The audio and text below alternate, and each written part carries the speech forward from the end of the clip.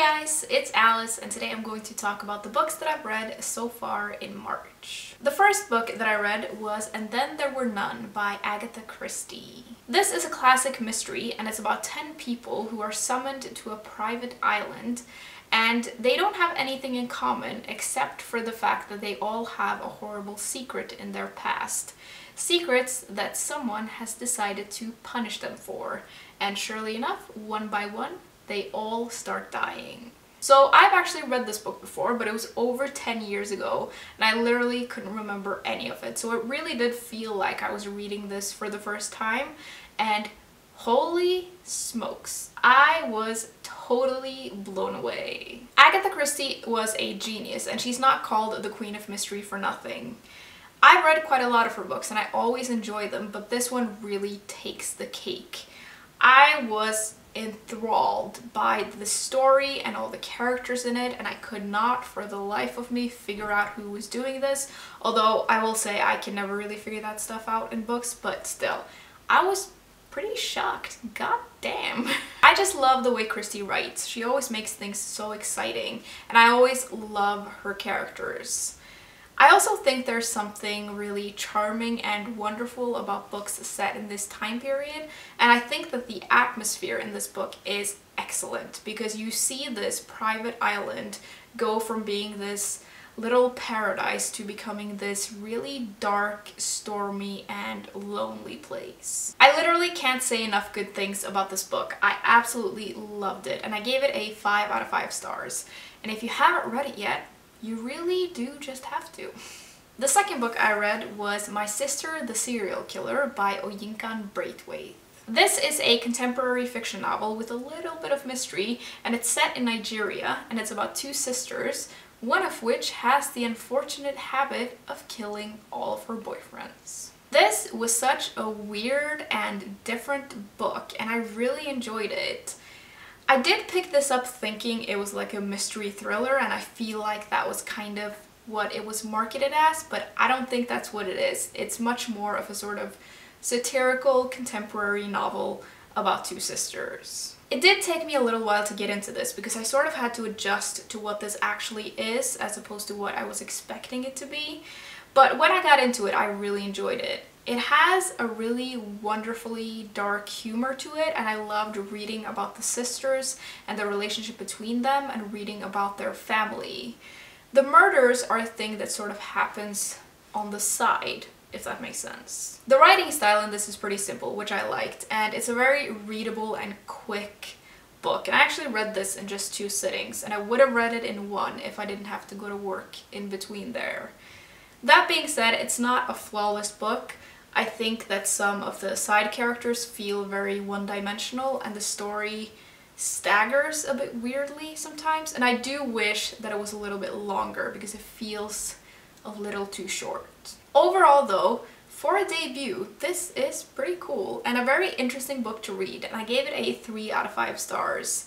I'm gonna keep my eye on this author because I would love to read whatever she writes next. I then read a poetry collection called Short Poems of New Zealand, and this is edited by Jenny Bornholt, and it's basically just a collection of poems under 9 lines that are all written by New Zealand authors. So I picked this book up in a bookstore in Auckland when I was there a couple of months ago, so it's no surprise that this felt a little extra special and magical for me to read. I'm very fond of a good short poem, so this felt pretty perfect for me and I really enjoyed reading it. There are all kinds of different writing styles and themes going on in this book, so it's no surprise that there were some things that I really loved and some things that I didn't.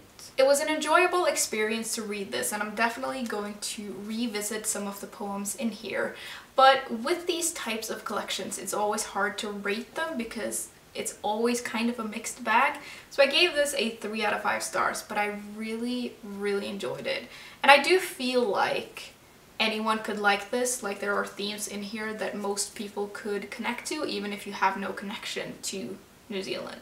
Next, I read an ebook and it was Killers of the Flower Moon by David Grann. This is a nonfiction true crime book and it delves into the history of the Osage Indian Nation in Oklahoma and how so many of them were murdered in the 1920s because they owned oil-rich land. I've previously read The Lost City of Zed by David Grann, and I loved that book. It's one of my favorite nonfiction books, and because I loved that so much, I was pretty sure I was going to like this.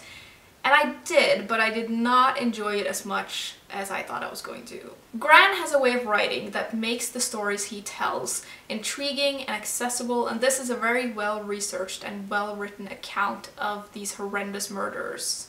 I think it's really cool that he's written a book about these cases, because at one point this was almost completely forgotten about, and I thought it was really interesting to read about Indian American culture and the way that they were treated back then. I think the author did a good job of bringing to life the setting and the time period, but for some reason I just wasn't as compelled by this case, and I think the reason for that is that a lot of the people that he writes about, I didn't feel like they were really brought to life, and I didn't really feel like I got to know them. There's one person in this book that I did feel like I got to know, and that was the investigator who eventually cracked the case. But the rest of the people just kind of felt like names on a page. So I felt like there was a little bit of a barrier there, like it was really hard to get emotionally invested. I ended up giving this book a 3 out of 5 stars, and I think that it's worth the read if you enjoy history and true crime. Lastly, I read Blood and Circuses and Ruddy Gore, both by Carrie Greenwood. This is the 6th and 7th book in the Phryne Fisher series, which is a historical fiction mystery series set in Australia in the 1920s, and it follows a badass female detective. Because I'm so far into the series now, I feel like it's kind of unnecessary to review these in great detail, so just quickly, this I gave like a 2, maybe 3 out of 5 stars. I think this is probably my least favorite book in the series so far. I feel like the mystery was kind of so-so, and Phryne spends almost the whole book pretending to be someone else, so her usual spark was just completely gone. But this I enjoyed a lot more, and I gave a really strong 3, maybe 4 out of 5 stars. These books aren't literary masterpieces by far, but it's just one of those series that I enjoy so much because it's minimal effort and 100% entertainment. Now, I haven't actually started any other books yet, but the next book I'm going to read is definitely going to be a mystery novel because it's still March Mystery Madness. So I'm sort of stuck between Murder in Belgravia by Lynn Brittany and A Meditation on Murder by Robert Thorogood. So I'm probably gonna read one of these next. Okay guys, those are all the books that I had to talk about today. I'd love to know what you guys have read so far in March, and if you're participating in March Mystery Madness, what mystery novels have you read?